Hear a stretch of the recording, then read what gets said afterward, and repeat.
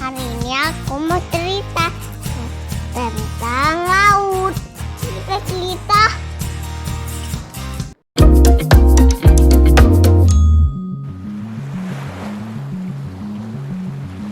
Hey, apakah kamu pernah berkeinginan untuk menyelami dasar samudra yang paling dalam? Baiklah, kamu berkesempatan melakukannya hari ini. Seberapa lama kamu sanggup menahan napas? Hanya sebentar, jangan khawatir. Masuklah ke kapal selam milikku dan bergabunglah dalam ekspedisi menuju tempat yang paling dalam di dunia. Siap? Mari menyelam. Sekarang kita berada di bawah permukaan laut. Kamu bisa melihat kehidupan di sini. Terdapat berbagai jenis ikan dan hewan laut lainnya. Dan, hai, beberapa orang yang sedang berenang melambai ke arah kita. Sayang sekali, kita tidak bisa berlama-lama di sini. Dadah! Pada kedalaman 20 meter, dunia baru mulai terlihat. Terumbu karang di perairan dangkal nan cantik berada tidak jauh dari bibir pantai.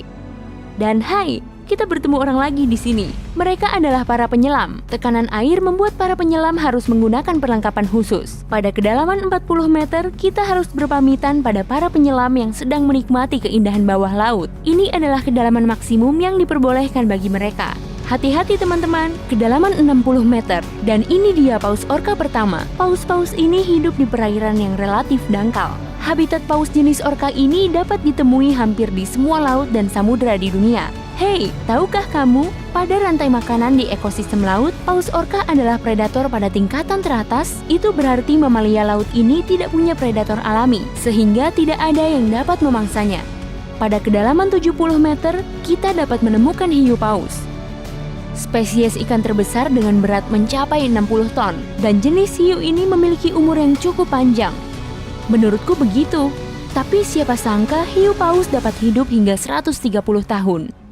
Coba lihat keluar, jika kamu menemukan seorang penyelam, berarti dia benar-benar profesional. Karena pada kedalaman 100 meter, mereka harus sangat berhati-hati agar tidak mengalami dekompresi. Ini bisa terjadi jika kamu berenang ke permukaan terlalu cepat. Dan jika kamu beruntung, kamu juga akan mendapati gurita Pasifik raksasa. Mereka hidup di perairan dingin dari kedalaman 100 meter hingga 2000 meter. Dan sekarang kita baru saja memasuki bagian gelap samudra. Pada kedalaman 150 meter, hanya 1% cahaya dari permukaan yang dapat mencapai kedalaman ini. Sisanya telah diserap oleh air laut. Semakin dalam, maka akan semakin gelap. Hei, lihat! Pada kedalaman 200 meter, terdapat ikan or raksasa mengelilingi kapal selam yang kita tumpangi. Ini yang sering orang lihat sebagai penampakan ular laut. Ikan ini memang seperti ular. Terkadang ikan or berenang ke permukaan. Ini membuat para pelaut dan perenang ketakutan. Tidak heran, panjangnya dapat mencapai 11 meter. Cukup untuk membuatku gemetar ketakutan. Baiklah, sekarang kita berada di kedalaman 300 meter. Dan, tunggu, makhluk apa itu? Besar, ceking, dan bergerak aneh di luar sana? Oh, aku tahu, itu kepiting laba-laba Jepang. Kamu pasti bingung, kenapa disebut laba-laba? Begini, coba lihat kaki-kakinya. Kamu pasti langsung mengangguk setuju. Omong-omong, mereka hampir tidak memiliki anggota tubuh apapun selain sejumlah kaki. Tubuh kepiting jenis ini biasanya hanya berukuran 0,5 meter.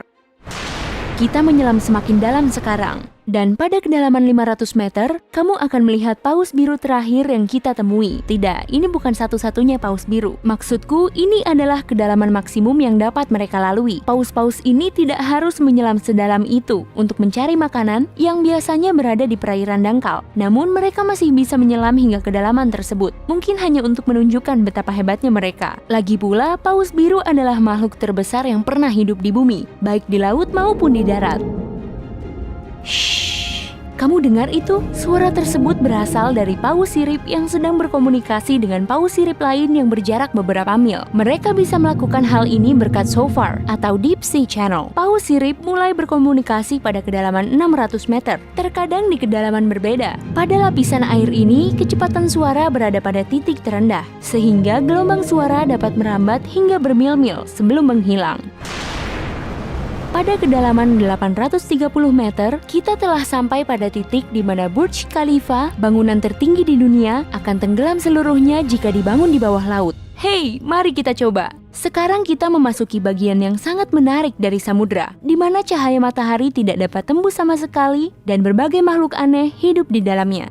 Salah satunya adalah cumi-cumi raksasa. Iya, jenis cumi-cumi yang sangat legendaris. Cumi-cumi ini hidup di kedalaman 900 meter. Bayangkan, seekor hewan bermata seukuran frisbee. Paus kepala kotak selalu memburu cumi-cumi raksasa ini, namun mereka bisa melawan. Sungguh pengalaman yang menakjubkan jika dapat melihatnya. Dan disinilah kegelapan pekat akhirnya menyelimuti kita. Zona tengah malam. Tekanan di sini sangat besar. Saking besarnya, jika kamu berada di sini tanpa kapal selam, kamu akan remuk hanya dalam 2 detik. Selain itu, kamu tidak bisa melihat apapun. Bukan ide yang bagus. Omong-omong, pada kedalaman 1100 meter, terdapat West Mada, salah satu gunung api terdalam di dunia. Erupsi terakhir West Mada terjadi pada tahun 2009. Dan peristiwa ini berhasil didokumentasikan oleh kapal selam tanpa awak. Ke bawah lagi, kita dapat menyaksikan hiu putih raksasa yang sangat ganas. Predator terganas ini merasa nyaman berada di kedalaman tersebut. Penglihatan hiu putih agak buruk. Mereka bergerak mengandalkan penciuman. Jadi mereka tidak memerlukan cahaya matahari untuk mencari mangsa. Aku tidak melihatmu, tapi tetap bisa memangsamu. Selain itu, penyu belimbing, penyu terbesar di dunia ini menyelam pada kedalaman tersebut. Aku curiga apakah mereka menyelam sedalam itu untuk menggoda hiu putih raksasa? Lihat jaring-jaring raksasa itu. Itu berarti kita sekarang berada di kedalaman 1500 meter di mana metode menjaring semuanya digunakan.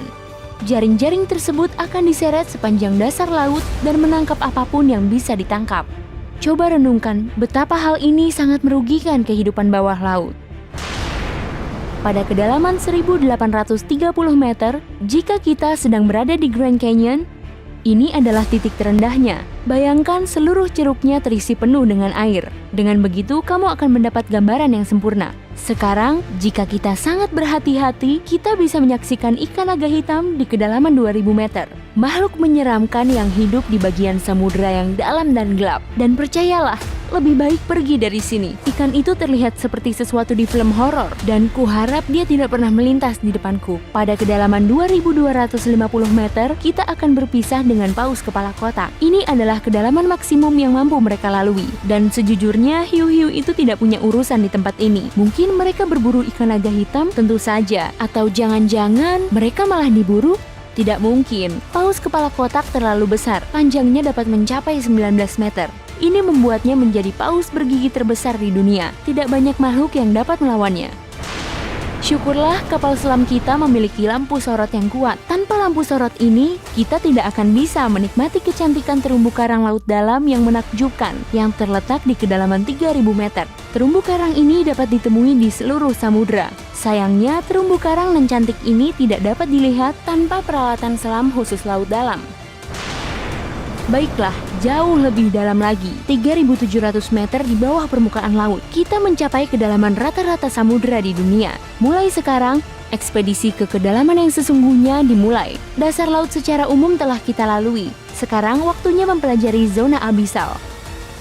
Aku tidak akan mengatakan jangan takut, karena makhluk-makhluk laut dalam yang paling mengerikan hidup di sini, di bawah zona tengah malam.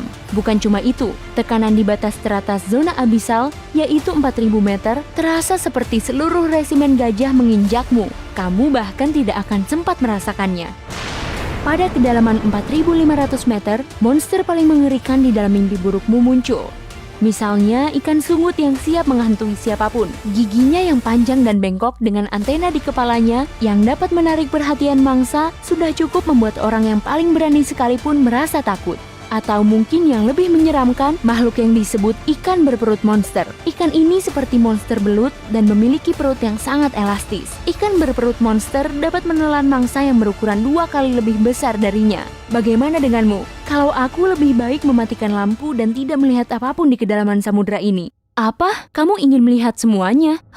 Baiklah jika kamu memaksa.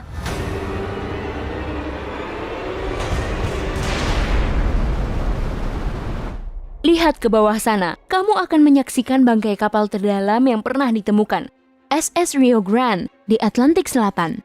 Kapal ini tenggelam pada tahun 1941 dan berada di kedalaman 5.760 meter. Tidak heran jika kapal ini baru ditemukan 55 tahun kemudian. Dan sekarang bagian terdalam dan tergelap samudera segera dimulai. Kita sedang menyelam ke dalam Palung Mariana. Secara resmi, palung ini dimulai pada kedalaman 6.000 meter. Tempat ini adalah tempat yang paling tidak tereksplor, sekaligus tempat yang paling diminati oleh para ilmuwan dan petualang. Apa yang ada di dasarnya? Baiklah, kita akan segera mengetahuinya. Tapi sebelum kita sampai di sana, aku ingin menunjukkanmu sesuatu.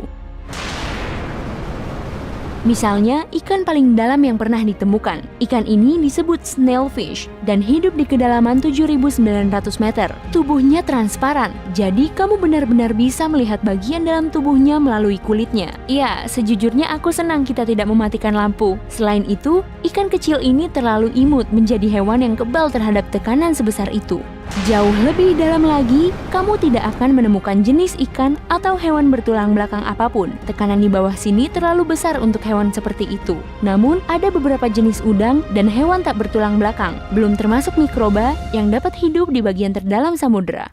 Dan bagian ini disebut kedalaman Challenger. Ini adalah dasar Palung Mariana dan kedalamannya 10.927 meter. Iya, kita telah tiba di dasar bumi. Hanya sedikit orang yang pernah ke sini, dan sangat sedikit pengetahuan mengenai tempat ini. Tetapi para ilmuwan tidak akan berhenti mencari. Dan semoga sebentar lagi kita akan menyingkap rahasia di dalam Palung Mariana. Hey, jika kamu belajar... Jangan lupa like, comment, share, subscribe, dan dadah, jangan